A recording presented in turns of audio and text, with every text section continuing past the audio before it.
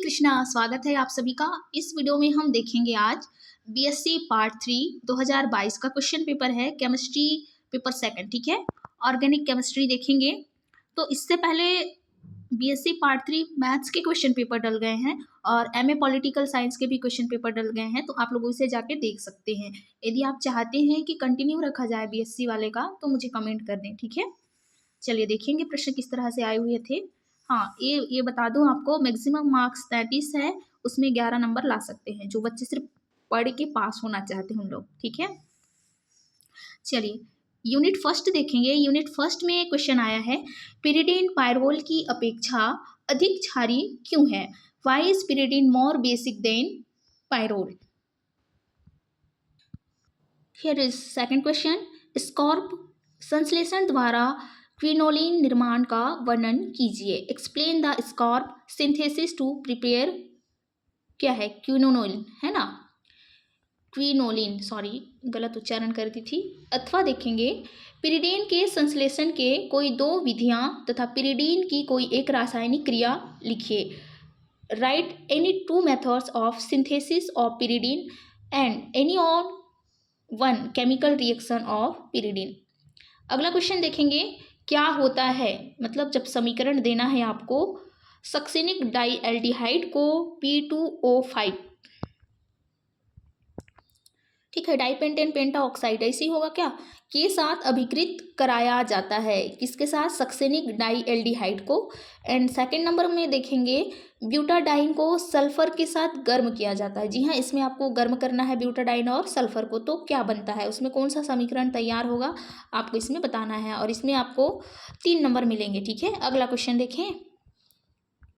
ये रहा आपका यूनिट सेकेंड, एक सेकेंड, हाँ, यूनिट सेकंड देखेंगे, क्या होता है जब मेथिल मैग्नीशियम आयोडाइड को, ठीक है, क्या है, मेथिल मैग्नीशियम आयोडाइड को निम्नलिखित यौगिकों से अभिकृत कराया जाता है। नीचे आपके पास और भी धातुएं हैं, उनसे आपको क्या करना है, रिएक्शन करवाना है, और उसके साथ क्या है, प्राप्त उत्पाद का जल अपघटन किया जाता है। जो धातु आपको प्राप्त होता है उसके साथ उसको क्या करना है, जल अपघटन भी करवाना है। ठीक है, देखिए एसिटाल्डिहाइड को क्या करना है, मेथिल मैग्नीशियम आयोडाइड के साथ करना है, उसके बाद एसिटिल क्लोराइड, इसके बाद है ऑक्सीजन, इन सब को करवाना है आपको इनके साथ रिएक्शन, उसके बाद जल अपघटन कराना है। तो आपको कौन कौन से परिणाम मिलेंगे वो आपको आंसर बताने हैं। यूनिट सेकेंड, चलिए यूनिट सेकेंड का बी नंबर का क्वेश्चन है, चलावयता क्या है? कीटो इनॉल है, ठीक है, कीटो इनॉल चलावयता का वर्णन कीजिए।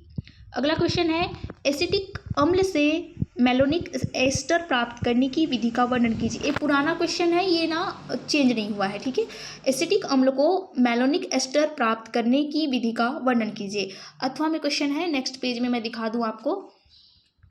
देखिए क्वेश्चन आप पढ़ चुके हो ना पहले भी, रिफॉर्मेट्स की अभिक्रिया को क्रिया विधि सहित समझाइए। जो रिफॉर्मेट्स की अभिक्रिया है, कीनॉल अभिक्रिया हो सकता है, और उसके बाद और भी बहुत सारे रिएक्शन होते हैं, आप लोग पढ़ चुके हो है ना, बेंजॉल है, ये सब बहुत सारे और भी हैं। उसके बाद देखेंगे अगला क्वेश्चन, कार्ब जिंक यौगिकों के सांश्लेषिक उपयोगों का वर्णन कीजिए। Describe the synthetic application of organozinc compounds. Next question है, कार्बधात्विक यौगिकों से आप क्या समझते हैं? निम्नलिखित यौगिकों में से कार्बधात्विक यौगिकों को पहचानिए। आपके पास नीचे में इतने सारे क्या है, कार्बधात्विक यौगिक हैं, उनको पहचानना है, उनके बारे में आपको बताने हैं। ये रहे इंग्लिश के भाग, देख लेंगे जो बच्चे इंग्लिश मीडियम वाले हैं। हाँ, और एक बात, आप लोग IUPAC नाम भी देख के जाएंगे, जो धातुएं होते हैं उनके IUPAC नाम, फिर IUPAC नाम को बदल के आपको नॉर्मल नाम में लिख के बताना है, ये सब आपको पता होने चाहिए। ठीक है, 1-2 नंबर में वो आ जाते हैं। चलिए यूनिट थर्ड देखेंगे, किलियानी फिशर संश्लेषण, इनके ऊपर आपको टिप्पणी लिखना है। एंड प्रोटीन की प्राथमिक संरचना, ठीक है, प्राइमरी स्ट्रक्चर ऑफ प्रोटीन। हाँ, चलिए नेक्स्ट क्वेश्चन देखते हैं, न्यूक्लियोसाइड्स एवं न्यूक्लियोटाइड्स को समझाइए। ठीक है, न्यूक्लियोसाइड्स एंड न्यूक्लियोटाइड्स क्या होते हैं उनको आपको बताने हैं। नेक्स्ट क्वेश्चन देखेंगे, अथवा में आया है, निम्नलिखित को समझाना है। एल्डिहाइड समूह के अभाव में भी फ्रक्टोज फैलिंग विलयन या टॉलेन अभिक्रियम को अपचयित करता है। जो अभिक्रमक है उसको क्या करता है, अपचयित कर देता है। एल्डिहाइड समूह यदि अभाव है उसका, तो उस स्थिति में फ्रक्टोज फैलिंग विलयन या उसी को क्या कहता है, टॉलेन अभिक्रमक क्या कर देता है, अपचयित करता है। इसको आपको बताना है कैसे करता है। उसके बाद सेकंड नंबर में है सुक्रोज का विलयन दक्षिण घूर्णक होता है किंतु जल अपघटन के पश्चात वाम घूर्णक हो जाता है। एंटी क्लॉकवाइज एंड क्लॉकवाइज बोल रहे हैं, ठीक है, शुद्ध हिंदी में छप गया है। ये रहे आपके इंग्लिश के भाग, आप लोग देख लेंगे जिनको समझ में नहीं आ रही हो हिंदी। चलिए, अल्फा बीटा और गामा अमीनो अम्लों पर उष्मा के प्रभाव का वर्णन कीजिए। चलिए नेक्स्ट क्वेश्चन है, जिगलर नाटा बहुलीकरण पर टिप्पणी लिखिए। क्रोमोफोर तथा ऑक्सोक्रोम की विवेचना कीजिए। जो क्रोमोफोर है एंड ऑक्सोक्रोम को जो है होता है ना, उसके विवेचना करना है। आप लोग पढ़ चुके होंगे क्या होता है क्रोमोफोर, ऑक्सोक्रोम क्या होता है, ठीक है। चलिए मैं नेक्स्ट क्वेश्चन दिखा दूं, ये रहे, योगात्मक बहुलीकरण तथा संघनन बहुलीकरण को सोधारण समझाइए। Explain the additional polymerisations and condensation polymerisations with example. चलिए अगला क्वेश्चन देखेंगे, फिनोल्फथेलिन की अम्ल क्षार अनुमापन में सूचक के रूप में भूमिका को समझाइए। आगे देखेंगे, लास्ट यूनिट है, इलेक्ट्रॉनिक मतलब पराबैंगनी दृश्य स्पेक्ट्रोस्कोपी में होने वाले विभिन्न प्रकार के संक्रमण को समझाइए तथा उनकी ऊर्जा के क्रम को लिखिए। आपको बताना है, explain different types of transition occurring in electronic मतलब UV visible spectroscopy and write the order of their energy. अगला क्वेश्चन देखेंगे, स्पिन स्पिन विपाटन क्या है।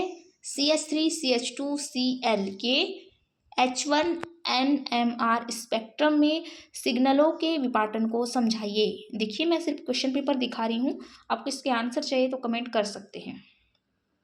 नेक्स्ट क्वेश्चन देखेंगे, अवरक्त लाल स्पेक्ट्रोस्कोपी में मूलभूत कंपन बैंड क्या होते हैं। जो स्पेक्ट्रोस्कोपी होते हैं ना, उसमें मूलभूत कंपन बैंड पूछा है, बैंड क्या होते हैं।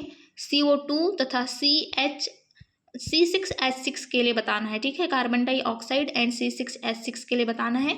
मूलभूत कंपनों की संख्या की गणना कीजिए। अगला क्वेश्चन है, अथवा में नाभिकीय परिरक्षण एवं अपरिरक्षण प्रभावों को सोधारण समझाइए। Explain nuclear shielding and deshielding effects with example. अगला क्वेश्चन है, इलेक्ट्रॉनिक स्पेक्ट्रोस्कोपी में हमेशा चौड़े बैंड प्राप्त होते हैं, क्यों, ये बताना है आपको। एंड लास्ट क्वेश्चन, अवरक्त लाल स्पेक्ट्रोस्कोपी में अंगुली छाप क्षेत्र का वर्णन कीजिए। ठीक है, ये चैप्टर कुछ नए नए जुड़े हैं, कुछ पुराने थे उसको नए सिलेबस में ला दिए हैं। जैसे फर्स्ट ईयर वाले का सेकेंड ईयर में है, सेकेंड ईयर का फर्स्ट ईयर में चला गया, एंड लास्ट ईयर वाले का मतलब फाइनल वाले का फर्स्ट ईयर के साथ मैच कर रहा है पुराने सिलेबस से। तो आपको पढ़ना है ये सभी, ठीक है। तो ये रहा आपका BSc पार्ट 3 यहाँ पर ख़त्म हो जाता है, और हल्के में नहीं लेंगे आप लोग ऑर्गेनिक केमिस्ट्री, ठीक है, ध्यान से पढ़ेंगे, अच्छे से पढ़ेंगे। इसी के साथ हरे कृष्णा।